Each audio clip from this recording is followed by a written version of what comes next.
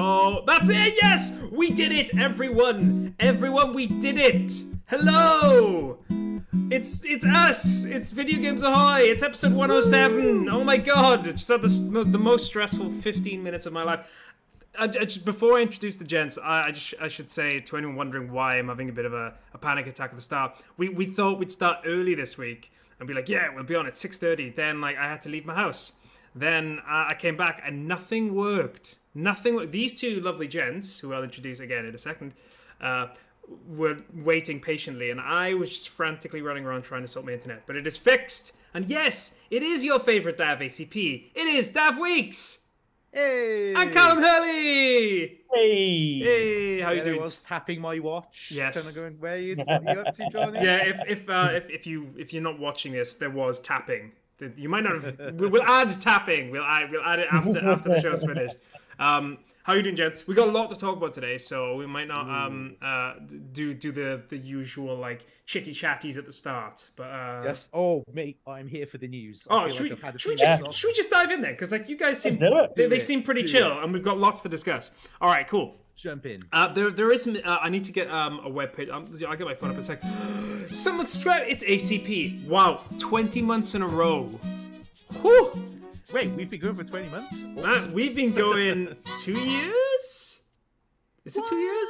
I think it's 2 years. It's crazy. It's crazy. But ACP, we love you. We just love you. 20 months in a row. That's incredible. All right, let's talk about Switch hardware sales, because there's been a lot of big news with the Switch hardware. I don't know if you gents have seen this. Basically, the Nintendo Switch hardware sales have hit 114.3 million. As of September 30th, which is up from 111 million, which is, only 3 million, but the summer's not as busy as the couple of months we're going to be going to. And there's something big ahead. There's something big and juicy that it can beat, and which leaves it with the DS, and that is the Game Boy. The Game Boy is on 118 million. It's got 3.7 to beat in the next couple of months. Do we think it's going to do it? 3.7 for Christmas seems fairly doable, right? I think it'll smash it quite comfortably. Basically, we've got a Nintendo Switch still sailing like crazy along that delicious money road. I don't know why I said road when it's a boat. But anyway, it's doing loads of monies and sales, and it's going to beat the Game Boy, which seems like a pretty big deal. In fact, I said to Dav Gape that it's done 100 million more than the Wii U, which is quite something. That is. Well, yeah, I mean, besides the Wii, which was an outcast sales-wise, Nintendo consoles were on a steady decline and always sold less than handhelds. Yeah. So yeah, I mean, I guess Switch arguably is a handheld, but I think it's great that it's doing so well.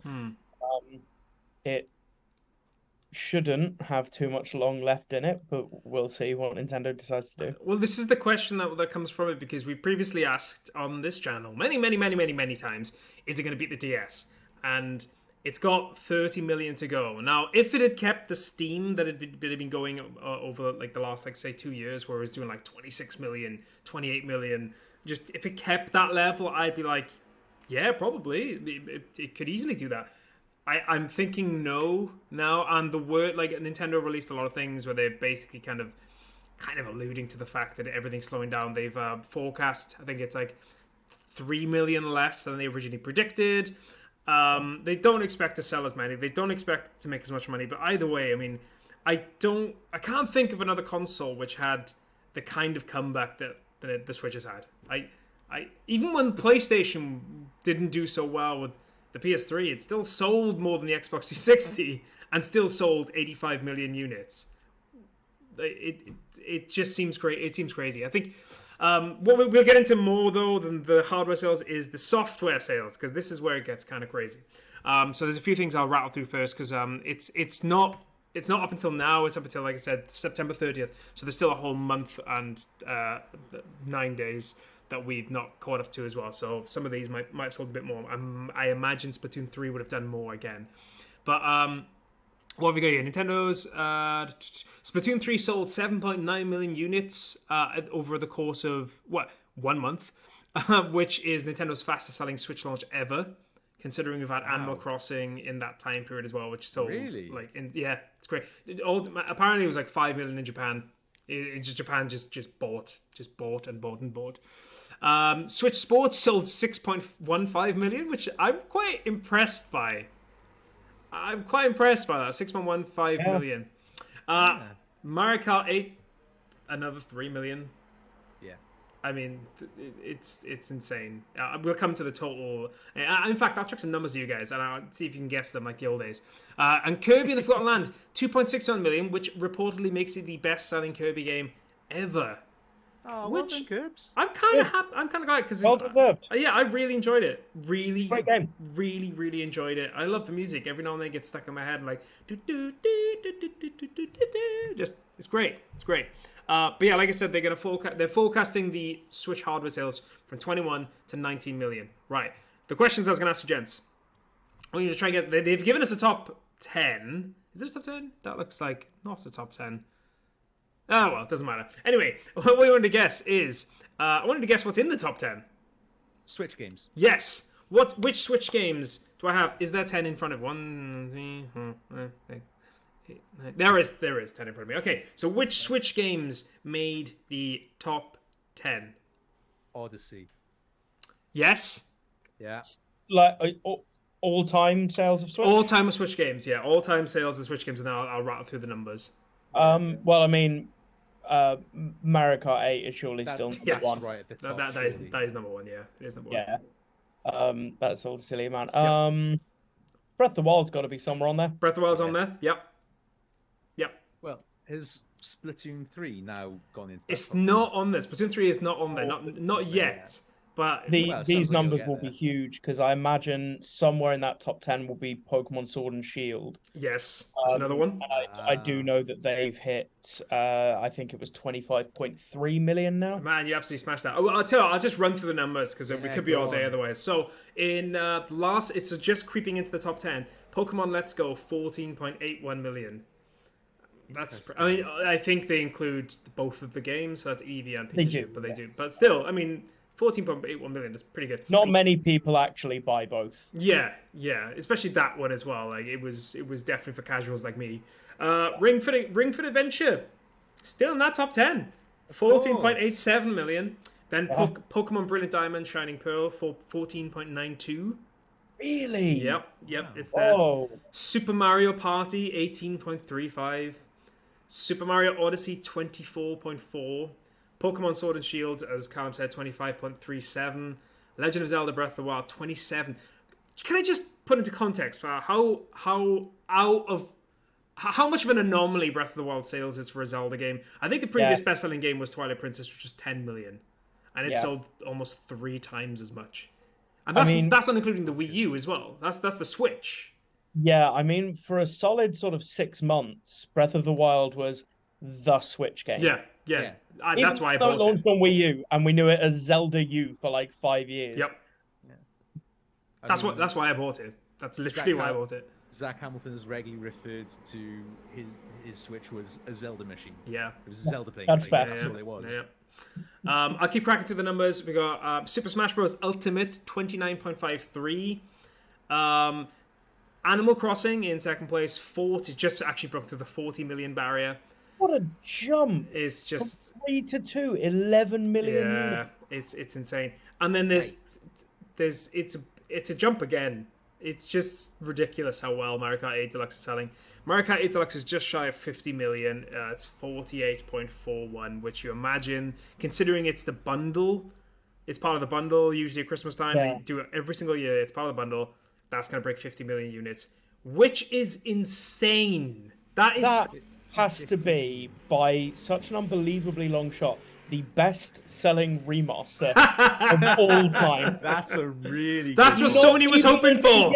That's what Sony was hoping for with The Last of Us Part 1. It was like, we want Mario Kart 8 Deluxe numbers. This is why we make it. Oh my god! Now like, it's Nintendo. I love Mario Kart 8. I love Mario Kart 8, and I have gotten so comfortable with it. I've gotten genuinely good at it, which is not something I could say about any other Mario Kart game or any other racing game for that matter. However, I am one of those people who owned a Wii U, even bought one on day one. So you were the other person along with me. We're the two scales. But I bought one way later on. I didn't buy it when it came out. I'm that Nintendo fanboy. So I've now been playing Mario Kart 8 for 8.5 years. Wow. It's a long time. So I am ready for a Mario Kart 9. Yeah, booster packs for the years, people. We've got a booster pack until the end of next year. Or it says 2023. It says the end of 2023. But okay. There are enough left. With the amount of time between releases, it probably will take the whole year. Yeah, and to be fair, the one because Callum, I completely agree with you. I think the one thing I would say is that the one good thing it has going for it more than anything else is it just it does play so well. So when you do get new courses, you do spend a good couple of days playing them, beating them, whatever, and it is still fun. But I'm totally with you. I'm completely, let's say, ready for another Mario Kart game. I just don't know what they're gonna do. Have you seen the 2 new tracks that got released the other day? Yes, I haven't. Obviously, they're coming out in Christmas. They're coming out next month, I imagine. And one track is Christmas themed. Lovely. I think they called it Merry Mountain. It seemed to be like a Christmassy snow level. And another one was Princess Peach's Castle from the DS game. Awesome. Oh, I do kind of weirdly like the fact that they're throwing in original tracks as well. Like, I like the fact that I've been getting to play some tracks. Like, Calamari Desert is one of my favorite tracks on the Mario Kart 64. It's a great. I love the music. Like when you're driving around. It's great. It's perfect. So like playing that again has been really fun. But yeah, just the Switch, man. Again, when you get stuff like Luigi's Mansion has sold over 10 million, and that feels like it doesn't feel like one of the big games, and it's still sold more than like some big. That's Luigi's Mansion 3 has sold more than Final Fantasy 7 Remake. That's mad. Like. That's actually mad. That's crazy. I think sometimes Switch just has an incredible attach rate. Yeah, it is insane. Particularly when it comes to first-party Nintendo games. Even the smaller ones, people just buy them. Yep. Do you think it's something to do with the fact that they don't oversaturate their own market like the other consoles do? I mean, I think there'll be a part of that, for the same reason that, I'm saying I really want a Mario Kart 9. The reason it's not happening yet is I'm sure they are sticking with their one Mario Kart game per system. Yeah, there was Mario Kart Live, I think it was called, the sort of AR one. That's a different thing. Mario Kart 9 will be on whatever their next console is, whether that's a Switch 2 or whether that's a completely new concept. And I think that's part of how they managed to do it. I mean, even particularly with Switch, they've had every franchise has had fewer releases. And I don't necessarily think it's a bad thing, because you used to have, 3DS had however many Zelda games, 4 or 5 overall. Yep. And then you get a few on console as well. Now that that's all kind of consolidated, I mean, we've got Breath of the Wild and Link's Awakening, and about to get Tears of the Kingdom. Yep. And that will probably be the Switch lifespan Zelda games. Yep. So yeah, I definitely think that's part of it, and because third-party support still isn't amazing, which kind of blows my mind. Like, we're at the point, a console is selling this much, but I get it, it's more effort to Switch. But with third-party support still not being amazing, Nintendo games are just kind of where you go. The thing that confuses me as well is that, like, there's still, because like certain games like Call of Duty, I kind of get it when, like you're trying to put Call of Duty on like PlayStation 5 and Xbox Series X, and it's graphically this really powerful thing, blah, blah, blah. But like stuff like The Sims, like surely that would be perfect for a Switch. EA are really weird about Nintendo. They really are weird. And they refuse to acknowledge it. When they're asked about it, they say, we have a great partnership. And then not only do they pull shit like that, where they just barely release anything on it, the things they do release, I don't know if you see every time, I can't remember which outlet it is, that when they review the new FIFA game, it's Switch, they have a little thing at the top because the Switch versions of FIFA are the Legacy Edition, Yeah. where they outright tell you it's the same game as last year. We've Reskinned. made some changes to kits and to rosters, Yep. and that is it. And we're going to charge a full price for it. It's a disgrace. It genuinely is. And so the reviews, I can't remember if it's IGN or Eurogamer or who it is, but they put a note at the top and say that essentially, because it's the Legacy Edition, this is our Legacy Edition review. I love that. So we have copy and pasted last year's review, and it's here. But the one this year was ridiculous because it had lines and lines and lines. Because FIFA 23 Legacy Edition, is 22, which is 21, which is FIFA 19. Yeah. Legacy. It's the same game as FIFA 19, and EA just is a weird beast when it comes to Nintendo. I'm loving the fact that they call it Legacy Edition. that is a beautiful bit of spin. That marketing were very proud when they came. They would have been chuffed with that line. Like, we got Legacy Edition. Yeah. Oh, boys, I think we've just done it. Yes. Like the thing is, they're sure they've convinced everyone. Like everyone's gonna buy this. It's like, no, everyone's not going to buy what you're saying. You're not buy that it's called Legacy Edition. They're just not going to buy the game. Someone is, though. Someone has to be. For them to keep doing this. Yeah, that's true. Enough people have to be buying it each year. God, that's depressing. Depressing, isn't it? That's really sad. Oh, God. But anyway. Yeah, the question I was going to ask you then, gents, is considering that we've had all this information, considering it does look like the Switch is going to be slowing down, even though sales in general are still going. Oh, before I move on, I'll come back to this really quickly. Something that did blow my mind the other day: the whole Xenoblade Chronicles series has released all 4 of its games in the time span between Metroid Prime 3 and 4, and Bayonetta. No wait, Bayonetta 2 and 3. No wait, one of them. Anyway. It's something like that. I think it's Metro Prime. I'm sure someone said Metro Prime 3 came out in like 2007, I think it was, and the first Xenoblade Chronicles game that came out in 2010. So I think it's Metroid. So between Metroid 3 and Metroid 4, which we still haven't got a date for, the entire Xenoblade Chronicles series has debuted and released 4 games, which the fact that it's got to be coming up 3 years now since Nintendo put out their video where they were like, hey, we've restarted development on Metroid. 2019, I think it was. I'm fairly sure it was. And everyone thought like, oh, that's a shame, but hey, they're being open with us. The fact that we're like 3 years out of that now and still haven't heard anything. Yeah. Oh, breaking my heart. I do want to play it though. I'm so excited. There is a part of me that feels like they're just, because this actually leads me to the question I was going to ask. Do you think the Switch... Two-part question. Do you think the Switch gets announced or at least alluded to next year? And if so, do you think that they then say it's coming out in 2024, or do you think it's 24 for 25? Do you think it's 23 for 24, 24 for 25, 26, that kind of thing? What do you guys think? As late as possible, I think. They're going to keep us holding on for dear life. I'm really torn on this. I'm very much I'm very much a believer of where there's smoke, there's fire. I believe whether it isn't anymore or not, at some point the Switch Pro, I believe, was a real thing. Enough reputable sources came out to talk about that. I think enough Switch games in the last year have come out performing a lot shoddier than Switch games usually do. Yes. That makes me wonder if some games were planning to release on slightly better hardware. Well, Bayonetta 3, some of the devs came out and straight up said we wanted it to look better. We just people have said it and they had Switch experience. They should have surely known the restrictions. But Astral Chain ran great. Yeah, I love that game. That game is awesome.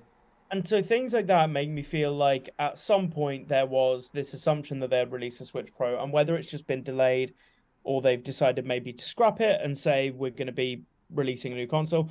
For me, it entirely depends on that. I do think we'll get a tease of new hardware. If it's next year, it'll be end of next year. think it'll be either end of next year or like spring 24. I don't think they can go much longer than that. I don't think they can either. I think not that I think the Steam Deck has a real battle with it, but I think it's, especially for a lot of writers, like a lot of reviewers, people who work for big companies who'd be like, who can afford the Steam Deck, I'm gonna review it and be like, oh, this is starting to really make the Switch look quite old, because the Switch was kind of old even when it came out. It wasn't the newest technology. It was an amazing idea, an amazing concept. I was like, wow, this is awesome, genius.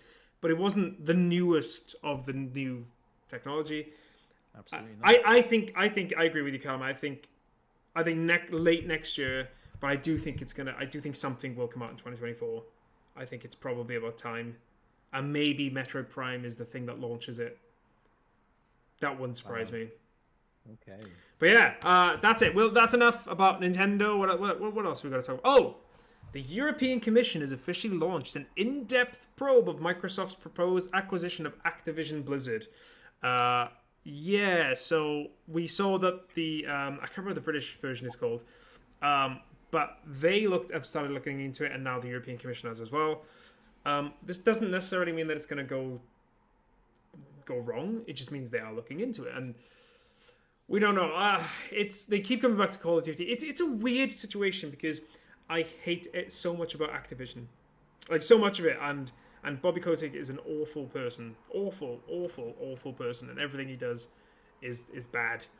And it's the thing I always get terrified about is like acquisition after acquisition and just all that kind of stuff. But at the same time, this is one of them where I'm just like, you know what?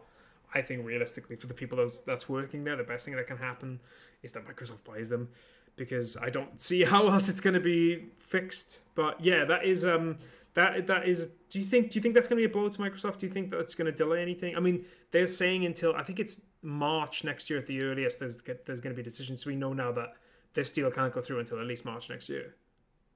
I mean, who knows? I think the most comparable thing in kind of recent years, the two most comparable things were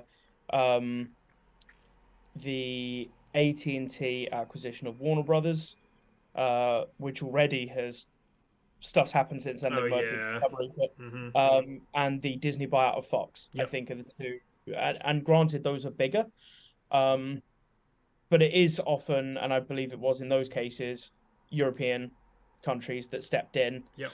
And with small things, like, ultimately those acquisitions went through, but they were ordered to sell off certain parts. So, for instance, I believe Disney had to sell off some sports networks that Fox owned, because they owned certain sports networks, and and so maybe that's something we see here. You could buy Activision, but these licenses have to be sold, something like that. Who knows? Because I think we'd be looking at this so differently if they hadn't just acquired Bethesda so recently. I'm all for, I completely understand Microsoft needing exclusives. I get that. Buying them, I don't think, is how most people thought that was going to go. Yeah. Because I think the concern... I understand the concern. I understand that there are people who play on Xbox who would love to play Spider-Man, for instance. Well-beloved IP. Why is it only on one system? I completely understand that, and I feel very similar with all these franchises, where it's like, well, people have been playing these in a particular place for the existence of those IPs. I don't know. I don't think it will stop the acquisition. No, me neither. There is a chance that maybe some concessions have to be made. Maybe they have to agree legally to, I don't know. It's Call of Duty, really, isn't it? That's what it all comes down to. It is Call of Duty. It just comes back to Call of Duty. And the fact is that it is this absolute juggernaut that drives the industry.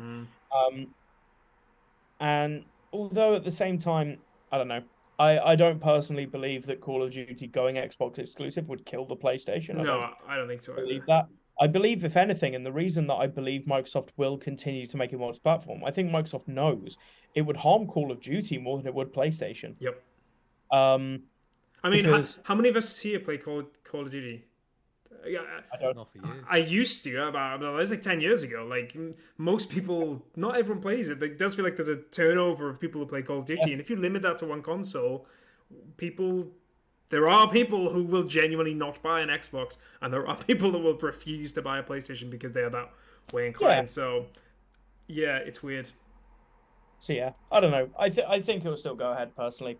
Dav, because you're a very kind gentleman, so I kind of want to pick your brains because I think I'm fair. I've mentioned this quite a lot. Like, I'm very honest about being like, I don't like acquisitions, and pretty much everything Callum just said, actually. But I kind of want to hear what do you think? Acquisitions? Yeah, well, do you think that it would stop you? Like, say, I know Call of Duty is the big one, but like, let's use Bethesda like as an example. Would it stop you from picking up an Xbox? Does it like make you want to pick up an Xbox because you know you have to play Skyrim on there at the moment, at least, anyway, unless play it on PC, I guess. But I mean, quite honestly, and maybe I'm being naive, I'm not letting the business and politics thing affect my choices, unless, I don't know, they're abusing sweatshop workers like fast fashion companies do. Yeah, you know, I don't care which billionaire has the money, quite honestly, because there we go. Yeah. So as we've seen with billionaires recently, they're all kind of crazy. This week alone. Yeah, I mean, I obviously have opinions. Like, I don't want anyone to have a monopoly on any corner of any industry. You know, that's never fun. But I don't think we're there yet, and so it's not going to stop me. It's not going to affect my decision on buying an Xbox or whatever. I was going to say, because you were a Fallout guy, right? I like Fallout, yeah. Yeah, because I think the only reason why is because I remember talking to you about it when Fallout 4 came out when we were in college. And we both came over Christmas. We're like, have you played Fallout? It's like, yeah, it's awesome. But like, it is one of those things. Like, I bought an Xbox because I think now that I actually have cash, I want to buy. I'm happy to buy the consoles and have all of the things that I can buy. But like, I think for me, it always comes back to there was a big period of time where I couldn't afford to buy many consoles. I could buy maybe one a generation, and then maybe that's it. So I don't know. With this whole acquisition thing, I don't know. Even though it's weird because I do kind of trust Phil Spencer more than I trust Sony. It's just weird. Puts you in a weird position. It's just like, I shouldn't have trusted. I don't know. I mean, ultimately, like, these purchases, while an element of that is getting some exclusives, it's so much more about Game Pass. Yeah. It really is. And I think that's why they're going to be happy to sell. I mean, you know, Microsoft chose to release the Ori games and Cuphead on Nintendo Switch. Yep. They didn't have to do that. Minecraft. Yeah. They could have made that exclusive at any time. Yeah. You know, I think for them, in the same way that you get, you know, you can stream whatever is on Netflix, you can still buy it digitally. I think for them, it's a win-win. Hey, if you're on Game Pass, cool, you get this game as part of Game Pass. That's an intent to subscribe. If you want to go pay £70 for it on PlayStation, by all means, pay us that much money. But hey, how much greater would it be if instead you paid, you know, £10-15 a month and had all of those games here? I think for Microsoft, it's going to be a win-win. If you decide you really want to stay on PlayStation, cool, pay all that extra money for our games, or, you know, come to us and pay the subscription and get them all. Yeah, I pretty much agree with all that. That's pretty much nailed it right there. But yeah, like I said, March 30th is when the European Commission is going to decide. I imagine that's when the UK one is probably going to decide as well, and it'll probably all go through around. I imagine probably before the next. I don't know whether the Americans do the tax here, but I think Europeans at least the British do it around April. So maybe that's when it'll all go through. But yeah, I mean, in one sense, I would be more likely to try the next Call of Duty if it was on Game Pass, and I guess that's kind of the whole point. To get people like us back into playing Call of Duty who don't really want to spend £60 every single year to play a slightly different game. But yeah, okay. There's one more thing we want to talk about, and then we'll just have a quick chat about games we've been playing. And that I've actually got to get it on my phone because this is so recent. It happened at 5:00, and I was still working until 6, and then I had to run away to meet my wife at the station. So I haven't had a chance to actually put everything down. But there was an Indie World showcase at 5:00. Have you gents had a chance to see it or read up on it? I didn't watch the whole thing, but I've seen the highlights. Okay, cool. One or two bits quickly. Do you mind if we talk about it? If not, let's talk. We can skip out if you're happy not to. There's just a couple of things I want to talk about because what is it called? Because I'm literally going through the whole flipping thing on here. It's the one with a little dog, like a little deer and a little dog or a little wolf. I can't remember what it's called for the life of me. Anyway, there was a couple of rucksack carrying it through the wilderness. No, it was Blanc. No, I remember seeing Blanc. That's the one. Okay, Blanc. Yeah. I saw that. So they announced they announced Sports Story as well, and that actually looks really good. There was a couple of games actually I was watching, and I was like, "There's some of these look really, really, really good." Sports Story is one of them. I know the Golf Story. I never played it, but people loved Golf Story. So they actually announced Sports Story years ago. Yep. And then just after like a year, we're like, sorry, we need way more time than what we thought we did. It's going to be a while. See you one day. Yep. So like every time they've done an Indie World, everyone's been like, Sports Story now? Yeah. And they've kind of done the inverse of that now. They've gone, okay, it's out in like 3 weeks. So yeah, okay, great, awesome. Yeah, perfect. I kind of really like the look of that. I might pick it up because people really, really liked the first game. Really, really liked it. Story was excellent. Yeah, really, really liked it. There was a couple of other things as well. Like Blanc was the one that stands out for me because it's specifically a 2-player game and you play as 2 little animals. I think one is a deer. I think one is a fox, either a fox or a wolf or a dog, some sort of animal like that. And you just have to traverse the world together. And there's no dialogue. There's no dialogue whatsoever. So nothing's spoken. You just have to go off what the characters are giving you physically. And I kind of really like that. And it looks so gorgeous. It's like it feels like a perfect game for me and Rosie to play because when we played It Takes Two, that was obviously a bit more like hectic and crazy, but that was one of the most fun things I played. So I'm really, really excited to play that. It also kind of gives me Goose Game vibes. It's like a serious Goose Game. I loved Untitled Goose Game. Oh my God, yeah, me too. Untitled Goose Game is what kind of like edged Rosie to getting a Switch because she was like, I want to play that. I want to play that. I was like, yeah, great. You could be a naughty little goose. That's also got co-op now, which you didn't when I played it. Yeah. Entitled Geese Game. Yeah, baby. I love that. It is really good. I really enjoyed it. It might be the most British video game ever made. Like, so everything about it is just so like it's shenanigans, like people screaming, running away, quaint little village, naughty goose. Very cute. It's the most British things ever. So the other story I was going to talk about actually is one I've already mentioned, and that is that's basically about Kirby. That's to say that again, Kirby and the Forgotten Land. 6 months has taken to beat any of the other Kirby games. Do you know what the previous best-selling game was?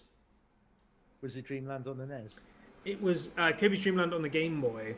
On the Game Boy. Oh wow! Yeah, that was 5.27 million. Wow, I would have said the one on Wii. Yeah, it's crazy, isn't it?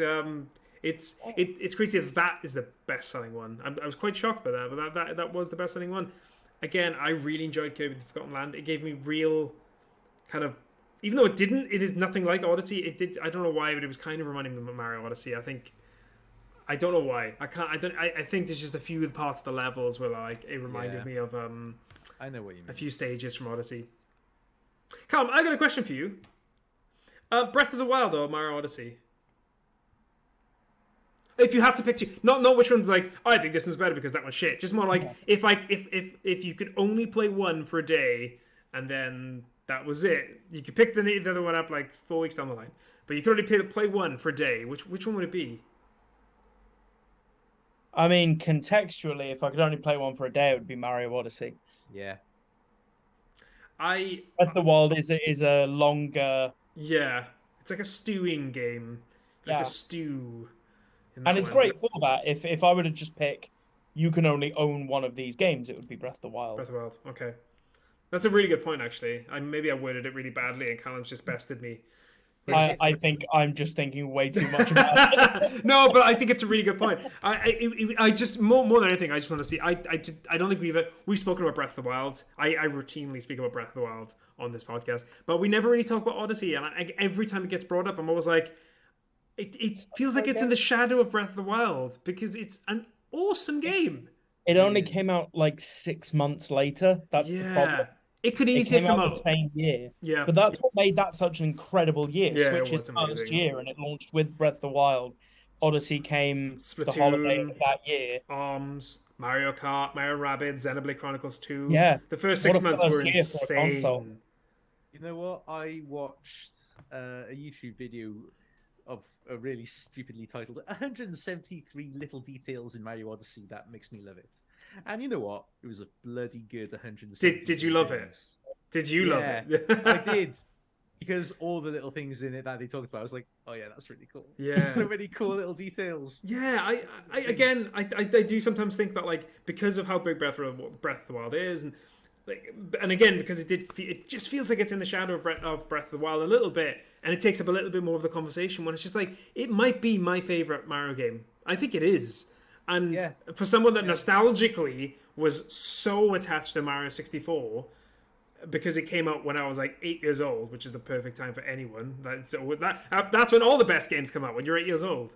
That's when the best versions of that from that series come out, when you're 8 years old. I think it's the best. But then again, I think Breath of the Wild and that was Zelda for me as well. I grew up with Ocarina of Time, and I think Breath of the Wild is the best one now. Yeah, by far. All right, that's it with the news. We'll just go on to chat about any games you've been playing, or if there's anything you're going to be playing. I'll quickly go because you guys might have more to talk about, and I don't really have anything other than I'm still playing Persona 5. I am going to apologize right now to ACP. I'm going to look right into the camera and apologize directly to you. I'm sorry, but I'm going to play God of War tonight, and I think I've decided. I'm so sorry. Last week, I promised ACP that I would not stop playing Persona 5, and I would beat that game and then go to God of War. But I'm so sorry, ACP. It's just that, like, Rosie was really, really...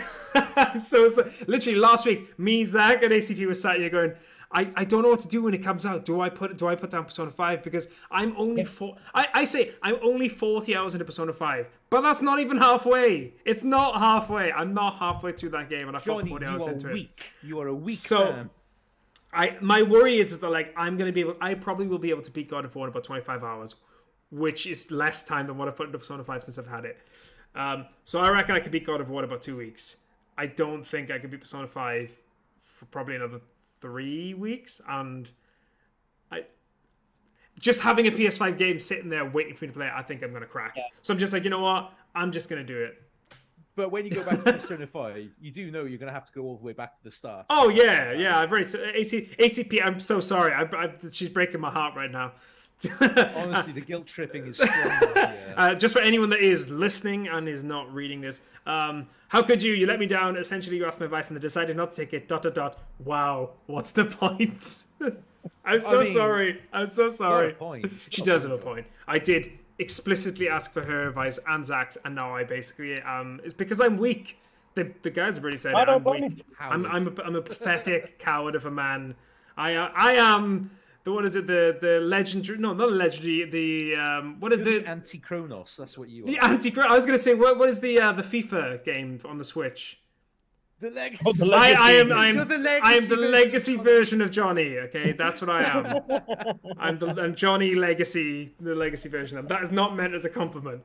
God. But yeah, that's it. But yeah, I am going to stop playing it because I think I'll beat it in about 2 weeks, and that. But what I will say is, Rosie said something really clever, because obviously the Switch is handheld. Oh my god.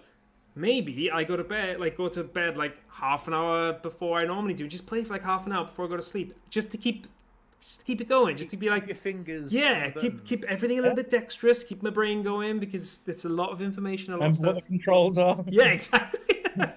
What does A do? But yeah, that's it. That's all I'm going to say. That was an apology to ACP.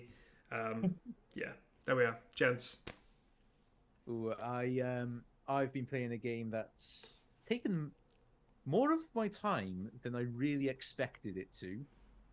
Tetris Effect. Wow, I remember Dav Gay played Tetris Effect, and he was like, Good shout. just like in love with it. I really wasn't expecting to get hooked on it. I really wasn't. I mean, at the end of the day, it's just Tetris. Yeah. What are you playing on? A game I've played since I was a tiny, tiny child, and it's just Tetris. It shouldn't be special. Yet it is. And that's worthy of note. What are you playing it on? I'm playing on my PS4.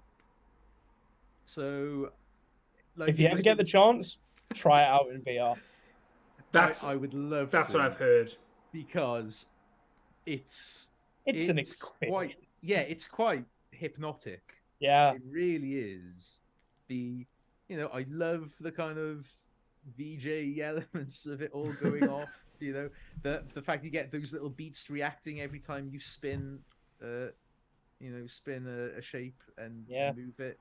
And initially I was just kind of jamming. I felt like I was just using it like a synth and just playing along to the backing tracks, just moving the shapes. It was really nice. It was cool. and then it shoots up to bloody speed 12, and then I think I'm about to have a heart attack, which should not happen from an ancient puzzle game. Like, ancient basic puzzle games that predate the NES should not give me heart attacks. But it bloody does. More so than any moment in Last of Us.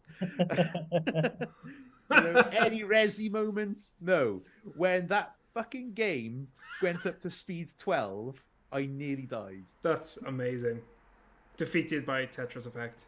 Yeah, absolutely. There we go. Scariest game I've ever played. I love that. Do you have anything else to add about Tetris Effect? Are you going to ditch Tetris Effect, play another game like me, being weak? Not at the moment, but if my PS4 was handheld, it would make a great Dav Week's patented toilet game. It would. Oh, I kind of want to see that now. No, you don't. No, I don't want to see you playing it. I just want to see the concept.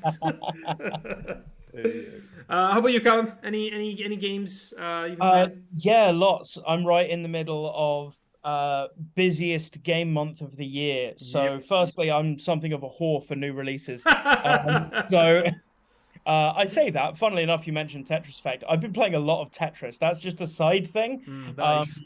I've got a cool little emulation device called a Miu Mini, and it plays like every system up to the PS1. But it's also got an emulator for a very niche system called the Pokemon Mini, and there was Pokemon Tetris on it. And I started playing it just for fun, and then couldn't put it down for ages because Tetris. But no, more importantly, so I had been playing Sonic Frontiers. Oh, how was it? I really enjoyed it. It's the most fun I've had out of a 7 out of 10 in a long time. That's what I've heard. It is a 7 out of 10. Yeah. But because of odd, janky, occasional decisions that are frustrating, but they don't overtake the fact that the rest of the time you're having so much fun. This whole open zone thing, it really works for Sonic. Really? Weirdly enough, running around an open world really fast is really fun. Yeah. But it's actually, unlike things like Breath of the Wild, it's really dense. There is so much going on everywhere. It looks empty, but everywhere you look, there is a rail that takes you somewhere and takes you. Everything's a little platforming challenge. The game is kind of a collectathon throughout the whole thing. To progress, you are collecting. I won't go into full things because it just came out like 2 days ago. But in the first section, I'll give an example. You're collecting Amy's memory tokens to free her, and they're dotted around the map everywhere. And it's just a lot of fun. The bosses are really good fun. It's an amalgamation of a whole bunch of different games. Aesthetically, it's weirdly akin to Death Stranding at times. This is what I found weird. The aesthetic just really jarred with me. It looked Yeah. like somebody dropped Sonic in somebody else's game. Yeah, but weirdly enough, it kind of works. The sound design for a lot of it is very Breath of the Wild in terms of The hey, punky piano. those sounds are just a single piano doing their thing. But then when you get into cyberspace, which are essentially Sonic levels Yeah. from previous Sonic 3D games, during boss battles, you've got songs from Crush 40, your classic 3D Sonic rock songs. It's just a lot of fun fighting these giant titans. Suddenly you're playing Sonic of the Colossus. Oh wow. It's a strange amalgamation of a bunch of games, but it weirdly works well. If it was polished, it would be great. There are only small design things like, okay, so something that's like not a big deal, but it's kind of frustrating that you think about it is like when you are upgrading your defense and attack, which is something you can do, you've got a skill tree and you've got XP and things like that. You go to the character you go to, you give him the orbs you've collected, and it does it all at once. It's not like now level 1, 2, 3, 4. If you've collected loads, which I did because I was just exploring all the time, it's like, cool, your defense went from level 29 to 41. You just jump it.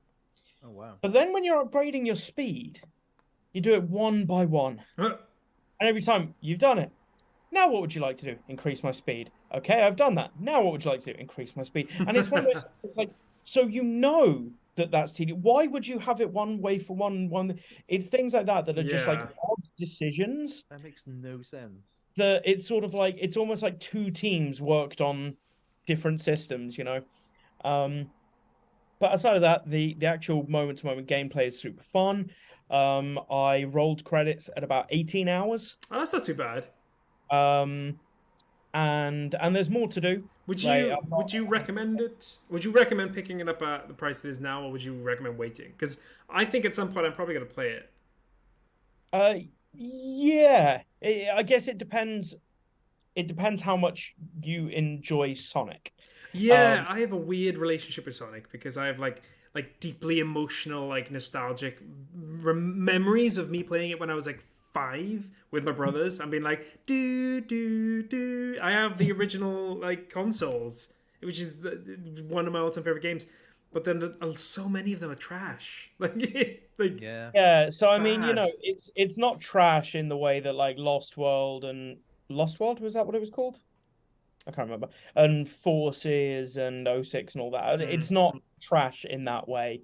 It's also not as highly polished and tight as like Generations. Yeah. But it's more experimental. I think if in general, like conceptually, you're a fan of Sonic, I think it's worth it personally. Okay. What I would also say is it feels like a game that's going to be £15 cheaper very soon, like at Christmas. Yeah. It's kind of why I'm waiting for Mario and Rabbids as well, because Ubisoft famously cannot hold a full price tag for longer than an hour. Yeah. So I would say it's maybe something to wait and see if it goes down in the Christmas sale or something. Cool. But yeah, so I was lucky I managed to get my hands on that on Friday, so I just basically blitzed it over the weekend. Nice. So much so that I broke my TV. Oh my god. I played it all day Saturday, and this is how addicted to it I was. It was like 2 a.m. and I was like, I need to put this down and go to bed. Yep. And I could tell I was nearing the end of the game, so I was like, it's a good time to stop.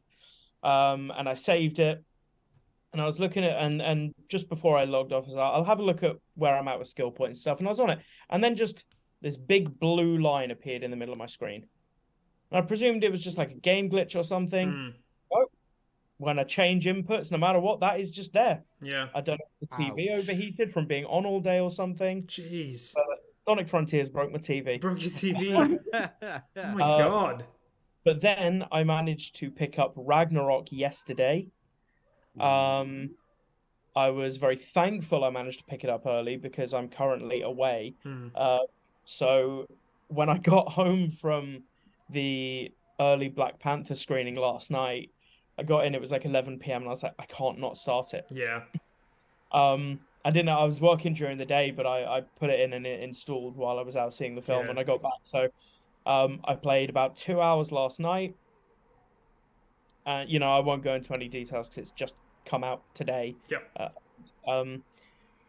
But oh my god, that it made me cry like twice in the first 2 hours. That's what I've heard. I've heard that the first 2 hours are very, very upsetting.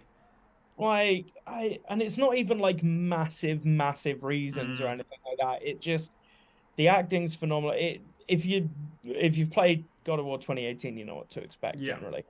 But yeah, I played a little more on my lunch break today via remote play, which works surprisingly well nowadays.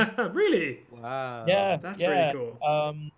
And I've got a phone call at 8, but as soon as that is done, I'm going to be playing it for the rest of the night in this hotel room. Nice. No, that's that is awesome. That's pretty. Me and Rose are going to catch up on Bake Off, nice. And then I'm gonna dive headfirst into it. My new screen. I bought a new screen a couple months ago. It goes up to 120 frames per second. So I'm very excited about that. Just my big 4K TV doesn't, which is made me really sad. But this one does, so I'm gonna plonk it here, just sit here and be really happy. Awesome, Carl, that was great. We'll probably call it there because we have things to do and TV shows to watch and people to talk to and just more things to do, I guess. Like playing God of War. So we'll call it there, gents. It's been an absolute pleasure. Thank you, ACP. I'm so sorry. This is my apology to you once more. I have nothing else to add, so we'll leave it there. We'll see you all next week. Bye, everyone. Bye.